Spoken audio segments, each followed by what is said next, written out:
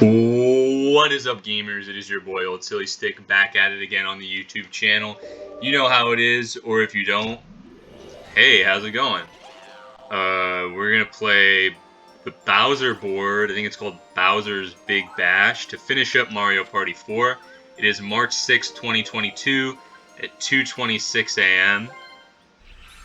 At this point, I'm probably gonna be able to only play one more Mario Party game after this, which will probably be Mario Party 2, because I've played through Mario Parties 5 and 7 as a kid, and besides, yes, because my game froze last time. I'm gonna say no to continuing it because I pretty much finished that board. Would you like to hear no? So I'm gonna count that board as completed. So, well, I guess. You know what? Wait, is that save data? Hold on, this will take you. I mean, let's just do it, because to be honest, nobody watches these videos. I recognize. Let's finish it up. Let's finish up. If I didn't delete the save data, which I don't think I did, because it said only once something is saved over it, and I haven't saved yet. So let's finish up. Boo. We're gonna do a little bit of the Boo's Haunted Hideaway.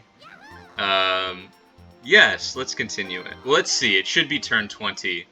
So we'll finish this board just because if I really wanted to continue with what I was doing, I would go back to reading Kierkegaard, but I'm not gonna do that. Oh, okay, that's it. So, last time the game crashed at this screen once the last bonus star was revealed, so hopefully it doesn't do that this time.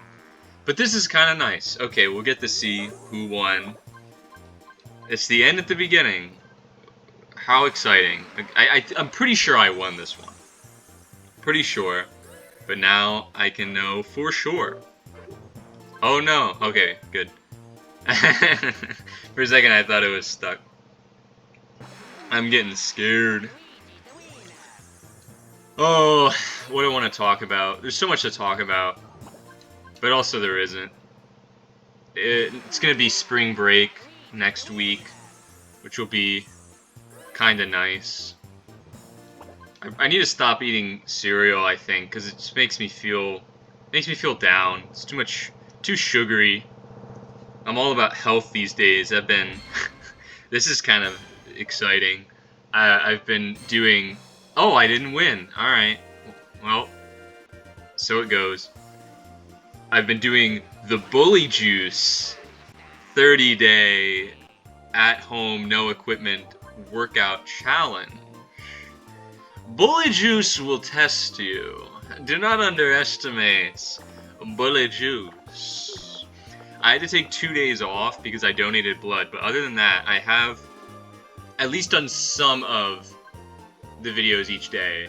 The particular challenge I'm doing, you're supposed to do 2 videos a day, which I've never done. I'm just doing 1 video a day, and I have to admit, some days I don't do all of it, but usually I try to do as much as I can, because even doing 5 minutes is better than doing none.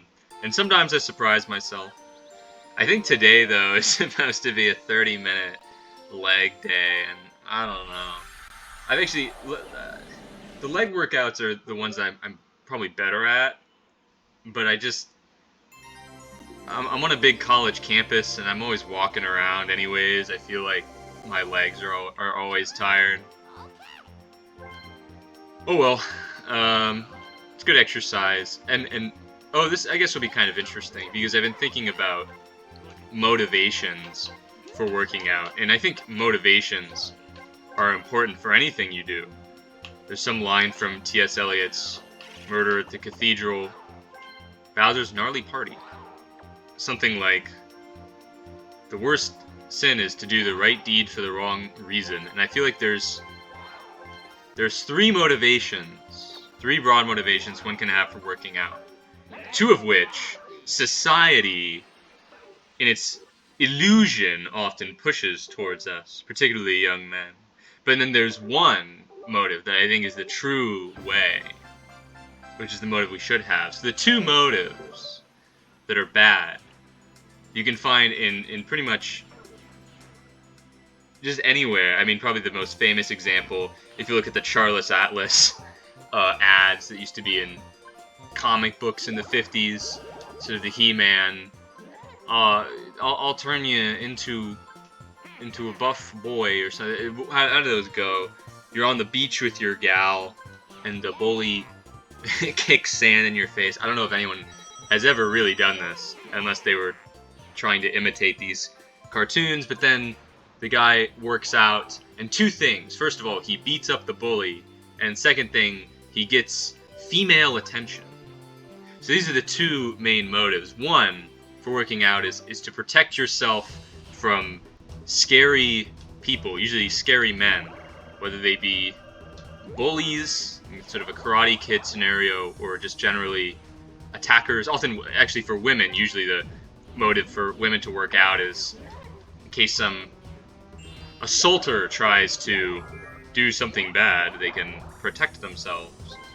I think this is a bad motive. First of all, because it means in an ideal world where people did not commit violence to one another, you would have no reason to work out. But I think even in a world without violence, in a pacifist utopia, people should still exercise. So I don't think it's a very good motive. Also, honestly, just carry a gun. You don't need to work out if you got a gun. I don't want to plagiarize. That is, I'm borrowing that from Chris Rock, some stand-up special he did. I saw a YouTube clip of, and I thought it was funny. Something about bullet control. Look it up. But yeah, so that's me on that. And then the other motivation is so that people will find you sexy. And, you know, I don't think that this is a very good motivation. First of all, because people have different preferences. Maybe people like the dad bods, but honestly, also, the beauty standards, usually people talk about this in the case for women, but I think for men as well, really just aren't healthy.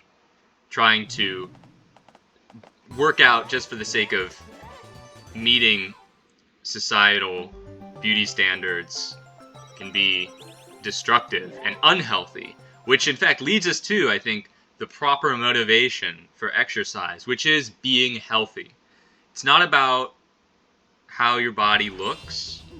It's not about who you're able to punch in the face.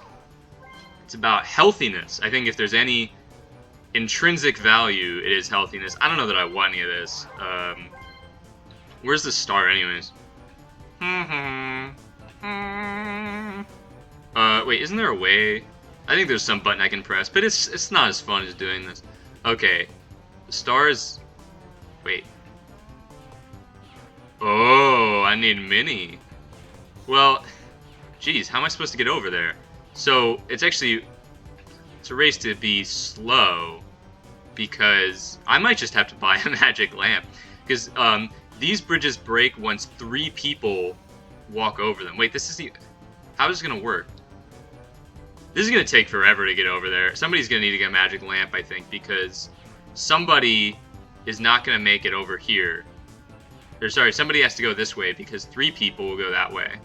1 person will go down. But then once 3 people are here, then we'll all go there. So I guess it'll be the 1 person who did the loop who will be here first, but then they have to have a... Jeez. That's a difficult place.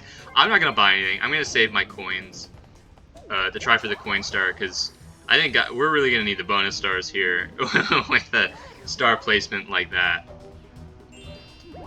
So that was one thing I wanted to talk about, working out. I gotta say, exercising... I'd always heard that physical exercise has mental benefits, but I find that even as I'm doing the exercises, I'm pushing myself to the... I'm working out my inner psychology in a way. I have to face my inner demons. I have to think about who I am, what I've been through, that kind of thing. There's a meme I saw once. It was something like... A girl had posted on Twitter, "Why do boys not go to therapy but just go to the gym, lol?" And a boy replied, because gym is our therapy. Now, I think that's exaggerated, because if you need a therapist, you should go see a therapist. But I think there is some truth hidden within. It's also kind of, there's some, maybe sexism some way, or gender stereotyping. But, I'm going to ignore that, because what I care about is the truth. And I think there is something therapeutic about working out, not just for boys, but for everybody. It unlocks parts of your mind. It's as if the work that your body is doing, the effort or the drive that it takes to do the exercises, means that you don't have as much unconscious willpower, so to speak. The sort of the pressure of forgetting, the sort of force or brain muscle, as it were, that pushes away the thoughts we don't want to realize. All that power is being used up, as it were, by our physical exercise while we're doing it. And there's something there. I'm not sure I worded it in the right way, but there's something there. When your mind isn't able to block what you don't want to face, when you're too busy pumping iron, getting those gains. That's not to say that everybody who works out is smart, or that nobody who works out can be smart, because obviously both of those aren't true. But I do think that exercise can open your eyes. Ooh, think about that. Bullyjuice is my Virgil, is how I would say it. Bullyjuice gives the thumbs up during the exercises, and that's just good stuff. But anyways, I think that's enough about that topic. I'm not sure I have anything else to say about exercise for the time being. Yeah, I think I'm good. What else do I want to talk about? There are a few things. Oh, I guess I could talk. I've been watching a lot of chick flicks recently, because I've realized that I hadn't watched many chick flicks, and that felt like something that was missing in my cultural knowledge. So I haven't watched every chick flick, but I've watched a few of them now, and some of them are pretty good. Some are kind of weird. I have to bring up that in Clueless, the girl falls in love with her stepbrother. Not sure how I feel about that. I mean, I guess if it's love, but also, really? It had to be your stepbrother? Come on. You could have at least tried, but oh well. It's kind of, I never ended up reading all of Emma. Jane Austen's Emma is the book which Clueless is based off of.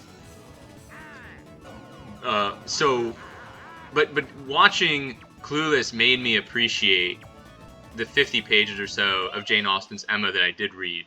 So, a little bit more, because when I read Emma, I was not impressed. So perhaps I will go back and read Emma now that I have watched Clueless.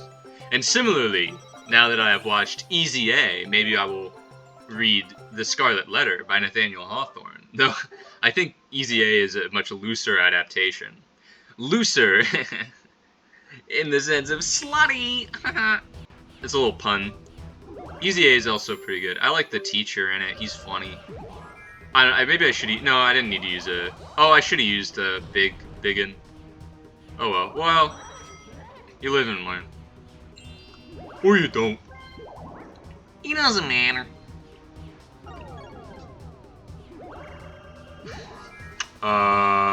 And what's my favorite? What other? Oh, I watched Ella Enchanted and Enchanted as well, which were pretty good. Do I have anything to say about? Oh, I like Enchanted. I like the song. How does she know that you love her? That's a good song. I didn't like the scene where she was in the lawyer's office and spit out a fish. It was also the divorce commentary was a little weird because she got Giselle, the princess in the real world, got sad learning that a real world couple had been divorced, and then it turns out that because of what Giselle said, the divorced couple decides to get back together. But I was watching that thinking, what if you were a child and your parents were divorced and you were watching this? That'd be kind of weird. Children of divorced parents who were children when they watched Enchanted. What do you think? Let me know in the comments. Also, in Ella Enchanted, but by the way, Enchanted, I'm sure I watched both of these movies as a kid, and I definitely remembered Enchanted. I remembered a lot of Enchanted. But I did not remember anything about Ella Enchanted.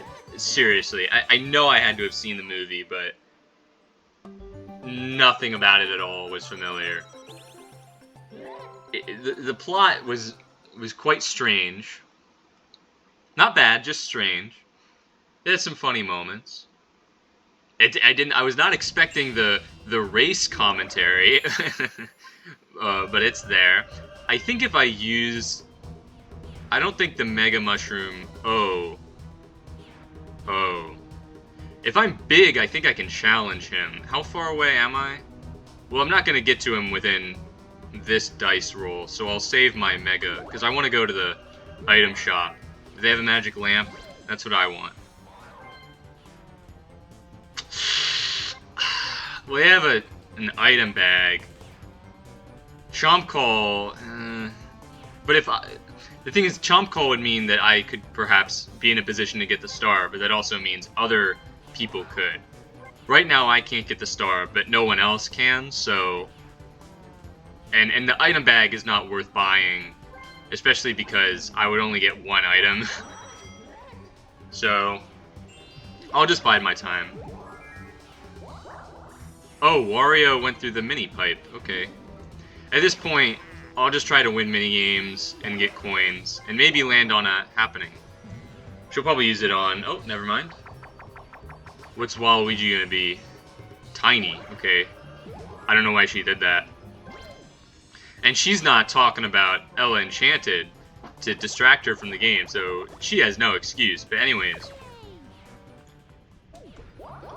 Yeah, Ella Enchanted talks about race. The other thing... the plot of Ella Enchanted, basically, for those of you who haven't seen the movie, is there is a baby named Ella, and there is a fairy who gives really bad gifts, but thinks they're good gifts. And so the fairy gives Ella the gift of obedience, meaning that she'll do anything you tell her to. So somebody says to Ella, "Hold your tongue." And she holds her tongue. She's just compelled to.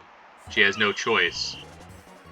And the plot of the movie, obviously this is a horrible gift, but the only way to get rid of it is for the fairy who gave the gift to take it back. And so Ella, grown up, goes on a quest to find the fairy. And then throughout, we get glimpses of the fairy's life. And I gotta say, there's something kind of depressing about it. The character is never really explored. They're what you'd call a flat character or two-dimensional character. They don't really change. Static. They don't have any develop... Oh, here's a trick. Okay. I wanted a treat! Okay, I'm mini for this turn. So that means that it's the end of this episode. Right? Yeah, oh, okay, I'm mini. Okay, tune in for next episode. I'm going to talk about Ella Enchanted and Mike Cara, because this just reminded me of Mike Cara for some reason.